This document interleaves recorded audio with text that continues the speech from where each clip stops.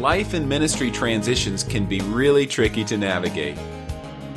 Hello everyone and welcome to Navigate. I'm Tim Austin and this is the podcast designed to take the guesswork out of transition. Whether you have a transition looming in your future or you're trying to make sense out of a past or current transition, this show's for you. In each episode, we'll introduce strategies and tools that individuals and teams can use to effectively navigate seasons of change. At Navigate, it's all about leveraging the challenges of change for optimal growth. Now, I do want to say something about the length of episodes on this podcast. What can you expect? First, when we have a guest on the show, you can expect the episodes to be around 30 minutes or so, give or take a few minutes. When I do a solo episode, expect a bit more of a bullet point format. I will introduce the topic, share a story or example from life as a jumping off point, and dive into a discussion around that theme. And we'll always capture something as a takeaway so that you can use that to navigate a winning transition. And the solo episodes will be a bit shorter, probably 15 to 20 minutes each. So that gives you an idea of what to expect in terms of the length of episode. So let's introduce our topic today, which can be a real sticky point in transition seasons. The world we live in serves up a daily diet of blame and accusation. One side blames the other and vice versa. Nobody wants to own the problem and take responsibility. As I speak, the federal government is blaming California, and California is blaming the federal government. There's nothing new under the sun. Blame and not taking ownership is an age-old problem going back to the fall of man. It seems like no place is safe from blame. Politics, communities, families, the workplace, and even our places of worship. Then there's the issue of blaming ourselves. And that's going to be the focus of our episode today. Self-blame is an obstacle in the path to growth. And this is definitely true in difficult and prolonged transition seasons. In all of this, ownership is the missing ingredient. As I've walked through some of my own challenging transitions and helped coach others through theirs, I've discovered how important it is to own the transition we find ourselves in. If we really want to grow, if we really want to leverage the change we're in toward maximum growth, then we must take ownership. Today I want to share with you 3 ways that we can take ownership and grow rather than get caught in the blame cycle and miss out on the opportunities for growth. I want to start with a story about a personal transition that I went through. A few years ago, I decided to take on a teaching and mentoring role at a private university in the U.S. between overseas assignments. It turned out that the institution was on the brink of closure. Morale was at an all-time low, and I was the newbie coming into what I would soon discover to be the countdown for closing the doors of the college. Now, the initial decision to take on this role catapulted us as a family into a huge transition, one that seemed to have more negative impact at the time than positive. And what's more, it just kept getting worse, or so it seemed. I began blaming myself that this decision to lead my family in this direction was a major blunder on my part. And now we were all paying for it. I found myself with tons of negative self-talk and a very critical attitude. Some days I was blaming the difficult transition on myself. Other days I was angry at others and blaming them. Poor decisions were to blame. American culture was the culprit. You name it, I blamed it. I was fully engaged in the blame cycle. I soon discovered that blaming and negative self-talk only made things worse.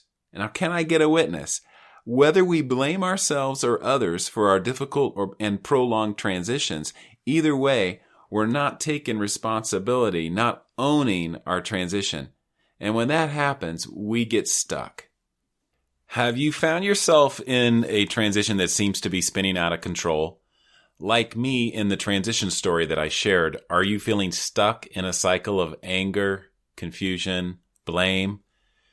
What could it look like to approach your transition differently, to reframe it with new eyes and fresh perspective?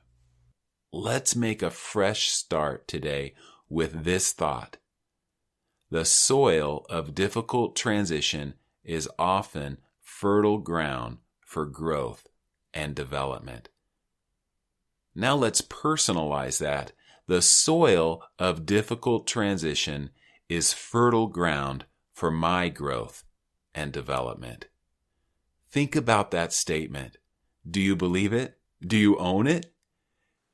I want to share with you 3 ways to defeat the cycle of blame and maximize your growth potential through hard transitions. Here they are. Number 1, go for a long-term perspective. Now, from my faith orientation, long-term reaches into eternity. What if this season is preparation ground for the next? Is what you're experiencing somehow tied to a yet unseen, bigger picture? Prolonged transitions can be really hard, but they are never without purpose, even when our poor choices have added to the confusion. Focusing long-term can help us gain clarity and break free from hopeless thoughts and attitudes. Now, here's some things you can do to cultivate a long-term perspective. And these have worked for me in the past. Dream. Envision an ideal future that can anchor you in hope and keep you encouraged. Do some dreaming. Sit down with your spouse and do some dreaming. Sit down with your team, your colleagues, and do some dreaming. It's a way to get the big picture, to picture something bigger than yourself. When in transition seasons, it's so easy to get tunnel vision, and this helps us break out of that and gives us hope for the future. Set some long-term goals and find a structure for holding yourself accountable to those goals. And take small steps each day toward those goals. And also, we can focus our efforts on personal development, inward growth, and character formation. And this will serve us well in the next place, wherever that may be, in whatever role we move into. So go for that long-term perspective. Secondly, spend some time clarifying your personal values, beliefs, and priorities. Remember, transition is not setting the agenda. You are. So even with a forced transition, I'm still setting the agenda in terms of my own thoughts, attitudes, and responses. Our personal values remind us of what really matters.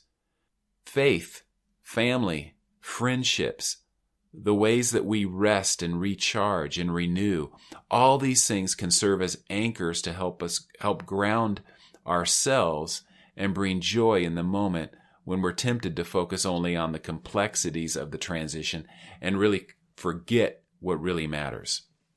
So spend some time clarifying your personal values, beliefs, and priorities. Answer the question, what really matters most to me in this transition and why? Thirdly, process. Seek out someone who has walked ahead of you through transition seasons and can be a sounding board. Get a coach, get a counselor to process your hard transition with. Tell your story. You know, worries and concerns which are brought into the light have much less chance of dragging us into the dark side of blame and confusion. Chances are we're not the only ones trying to navigate a confusing transition. And when I finally began to understand this fact, I started approaching my relationships differently. Rather than avoiding people and conversations, I started pursuing them. And you can do the same by turning your transition into a series of growth-enabling conversations, life-giving conversations. It's time to break out of the blame cycle and leverage transition for optimal discovery and growth. So let's review these 3 ways we can own our transition. 3 ways we can defeat the cycle of blame and maximize the growth potential through hard transitions. Number 1, go for that long-term perspective. Number 2, spend some time clarifying your personal values, beliefs, and priorities. And number 3, process. Break out of the blame cycle, leverage that transition, own your transition for optimal discovery and growth. Based on those 3 focus areas, what is one thing you will do to own your transition this week? As a coach, I'm passionate about helping you own the transition you're in and move forward with greater clarity. And you can move forward. You can be free from accusation, free from blame as you navigate this season of transition. Book a discovery call with me at EncompassLifeCoaching.com if you're interested to learn how working with a coach can help you grow during this time of transition.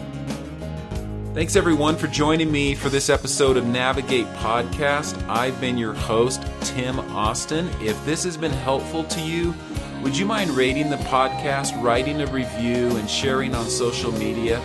And of course, you can subscribe so that you're sure to get in on the next episode. I'll see you there.